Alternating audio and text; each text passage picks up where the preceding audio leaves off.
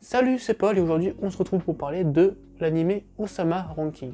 Osama Ranking ou Ranking of King est un anime de Wit Studio qui a pour thème histoire médiévale et pour genre action, aventure, comédie, fantasy, historique et seinen. Concernant le synopsis, l'histoire suit les aventures amusantes et attendrissantes de Bojji, un tout petit prince qui, du haut de son jeune âge, passe son temps à fuir la réalité du royaume. Fils d'un roi hautement respecté, celui-ci ne pense qu'à s'amuser. Il va bientôt faire la rencontre de Kage, un drôle de personnage avec qui il va vite se lier d'amitié. Donc pour rentrer plus en détail dans le scénario, il y a donc un classement des rois en fonction de différents critères, et le père de Bojji est le 7e roi dans le classement. Il a eu avec une femme comme enfant Bojji, puis avec la nouvelle reine Iling, un nouvel enfant nommé Daida. Bojji est donc l'héritier naturel du trône, mais vis-à-vis de l'avancement de Bojji pour se transformer en quelqu'un de fort, de puissant pour devenir un nouveau roi, Daida a lui plus de talent inné pour le combat et est donc un héritier plus logique au final pour le royaume. Mais ce qui va être intéressant dans ce premier épisode, c'est qu'on va voir du coup Bojji qui va se balader, puis il va rencontrer Kage. Kage qui a une forme un peu d'ombre mouvante, mais qui va donc le voler et lui dire de revenir pour lui revoler des vêtements le lendemain. On va apprendre à ce moment-là que Bojji est muet et sourd. C'est-à-dire qu'il ne peut pas entendre et du coup, quand il parle, il fait que des bruits, etc. Et du coup, ça fait que les gens, les passants de la rue se moquent un peu de lui. Il y a vraiment un côté méprisant des gens autour de Bojji qui lui un peu reste positif. Il est toujours aussi souriant, même quand les gens se moquent de lui vis-à-vis de ça. Lui, il reste toujours aussi souriant en public, devant les gens. Mais on se rend compte que quand il revient donc à la cour et qu'il rentre dans sa chambre, il lâche des larmes un peu de tristesse quand il y a des choses qui se passent un peu négativement dans sa vie. C'est souvent un enfant qui a des émotions, et il est super attachant dès le début pour ce genre d'émotions qu'il transmet. Il a vraiment ce côté communicatif qui fait que quand il pleure, on pleure à moitié, et quand il sourit, on sourit.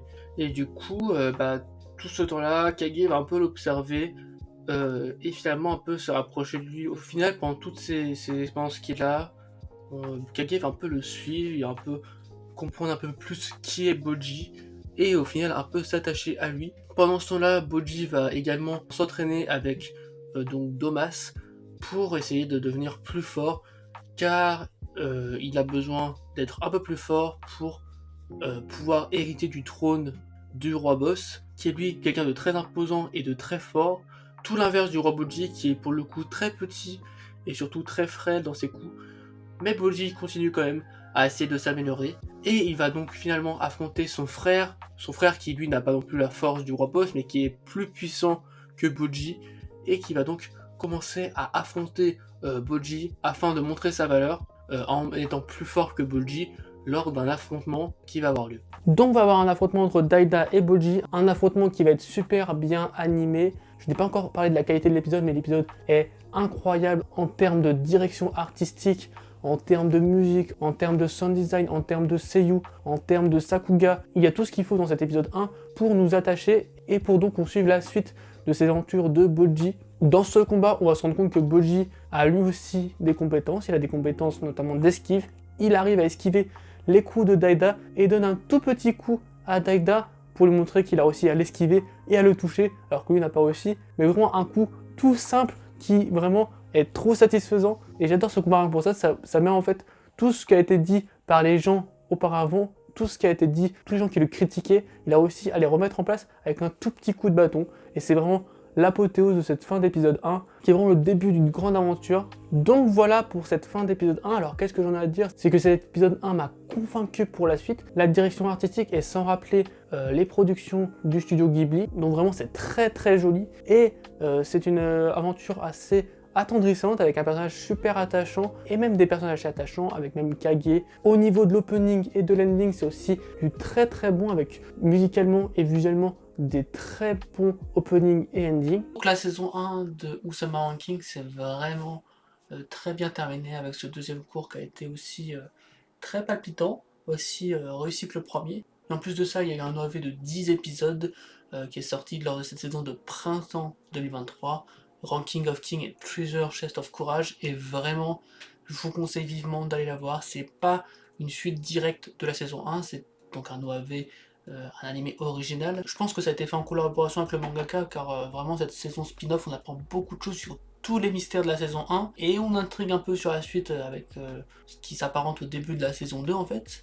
Donc vraiment, ne passez pas à côté, je sais que beaucoup de personnes ont loupé, on dit ouais, il n'y a pas d'enjeu, il n'y a pas de tension, ça sert à rien de regarder cette saison, mais vraiment, je vous conseille vivement d'aller la voir pour ne pas être perdu en fait, parce que vous allez sûrement pouvoir voir la suite en saison 1, saison 2, mais il y a vraiment ce côté, vous loupez quelque chose à ne pas regarder cette saison spin-off quoi. Et vraiment, je vous conseille vivement d'aller la voir. En plus de ça, il y a des tentatives artistiques totalement dingues sur chaque épisode, surtout vers du coup la deuxième partie de cette saison spin-off de 10 épisodes, qui vraiment, à partir de la moitié de la saison, on a vraiment quelque chose qui visuellement change globalement et qui est vraiment très intéressant. Je trouve que c'est même mieux réussi à ce niveau-là que la saison 1, où la saison 1, on a une très bonne direction artistique, mais elle reste un peu la même tout le long. Là, vraiment, on a la sensation d'avoir quelque chose de différent. Et je trouve que ça connaît plutôt bien pour cette saison spin-off de tenter des choses. On verra si certaines sont réutilisées dans la saison 2, qui arrivera dans très longtemps, parce qu'en fait la saison 1 adapte la partie 1 du manga et la partie 2 a à peine repris à la fin de la saison 1, donc vraiment on a le temps d'avoir une saison 2, c'est pour ça aussi qu'ils ont fait une saison spin-off je pense.